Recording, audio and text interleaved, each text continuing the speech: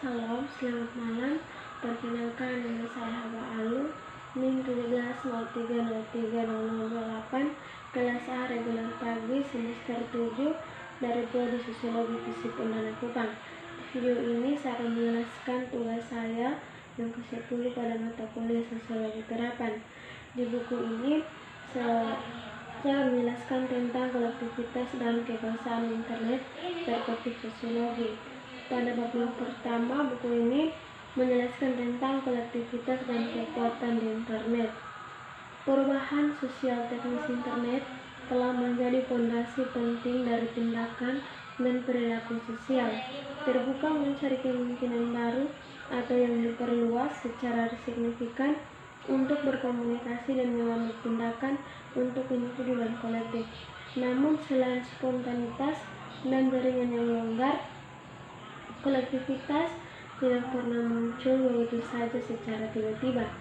Dalam semua kasus, itu tertanam dalam kelembagaan dan infrastruktur tertentu, kerangka kerja yang memiliki efek penataan tindakan dan perilaku. Kerangka kriteria ini secara tradisional memasukkan aturan kelembagaan seperti hak untuk berkumpul dan berdemonstrasi atau kebebasan untuk berserikat, infrastruktur media tertentu sebagai platform untuk informasi dan komunikasi, pasar sebagai arena yang membentuk dan menyusun kolektif perilaku konsumen, atau keberadaan ruang publik sebagai tempat berkumpulnya orang baik secara spontan atau secara terencana. Internet kemudian terdiri dari yang baru lapisan substansial dari infrastruktur ini, yaitu yang melaluinya sebagian besar pertukaran sosial hari ini diatur. Banyak bentuk informasi individu dan kolektif, komunikasi dan koordinasi kini telah pindah ke ranah online dan dikoordinasikan dan disalurkan oleh serangkaian teknis yang dapat dikelola yang tersedia secara global, platform dan layanan. Meskipun ekonomi internet saat ini mencakup aktivitas yang tersebar luas, perusahaan startup dan komunitas pengembangan fitur internet komersial, hierarki yang signifikan dan konsentrasi pasar. Pada saat yang sama, komersial internet resmi dicirikan oleh persaingan yang kuat antara perusahaan. Hal ini menyebabkan volatilitas yang luar biasa dari pasar yang diakuisisi dan posisi kekuasaan yang harus berulang kali dipertahankan dan diperbaharui dalam menghadapi dinamika fluktuan dan preferensi konsumen yang mudah berubah. Apalagi di luar mendominasikan di pasar internet komersial, perusahaan internet saat ini memiliki jangkauan yang lebih jauh berpegang pada masyarakat. Kemudian pada bab yang kedua, aksi kolektif di era digital, tipologi berbasis aktor. Nah, yang pertama, perkenalan. Dalam kawanan dan kerumunan hingga gerakan dan komunitas, internet memungkinkan bentuk-bentuk baru dari perilaku dan tindakan kolektif dimanapun pada spektrum antara individu dan organisasi. Teknologi online memungkinkan adanya agregasi preferensi sumber yang dikumpulkan terutama dari sistem umpan balik konsumen atau penggunaan kolektif media sosial yang ekstensif, misalnya seperti Facebook, Twitter, Instagram. Yang kedua, jenis dasar aktor sosial.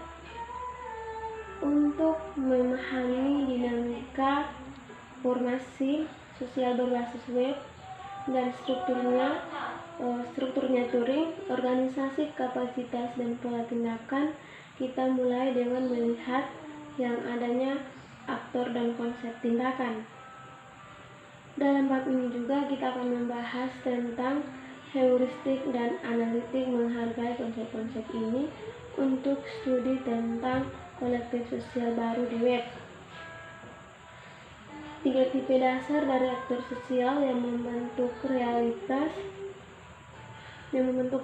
masyarakat modern, dan itu juga beroperasi di web.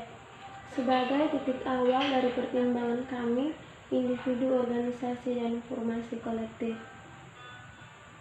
Kemudian 2.1, kemampuan individu untuk bertindak dengan segala dan kreatif, dengan sengaja dan kreatif. Sebagai aktor sosial tidak ada lagi yang diperdebatkan. Tentu saja tindakan dan cakupan tindakan aktor individu adalah ditentukan bersama dan dipengaruhi oleh konteks sosial tertentu. Oleh aturan dan norma sosial, tindakan individu sejalan dengan orientasi lembaga regulasi, normatif, dan budaya, tunduk pada signifikan, tertekan untuk menyesuaikan diri dengan kelompok, dan sangat cenderung meniru perilaku yang diamati di tempat lain atau sudah dianggap positif secara sosial. Namun demikian, tindakan aktor individu tidak terbatas pada tujuan yang sederhana. Pengisian ekspektasi peran yang ditentukan fokus aku pada norma dan nilai sosial, baik seperti yang diperdebatkan oleh para pendukung awal fungsionalisme struktural. Kemudian yang berikut 2.2 organisasi.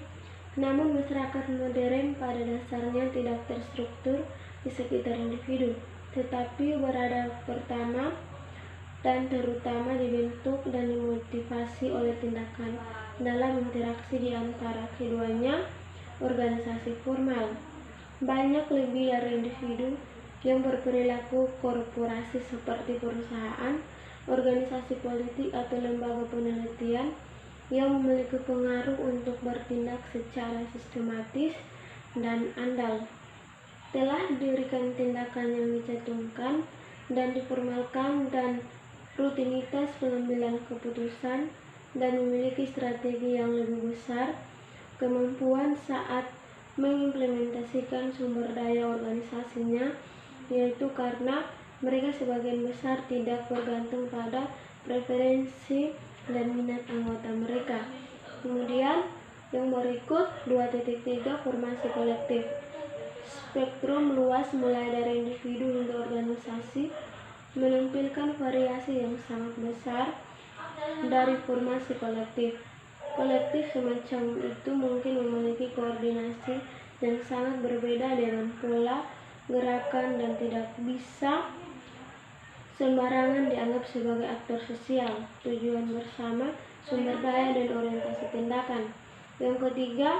Bagian yang ketiga, perilaku kolektif dan kolektif yang tidak terorganisir.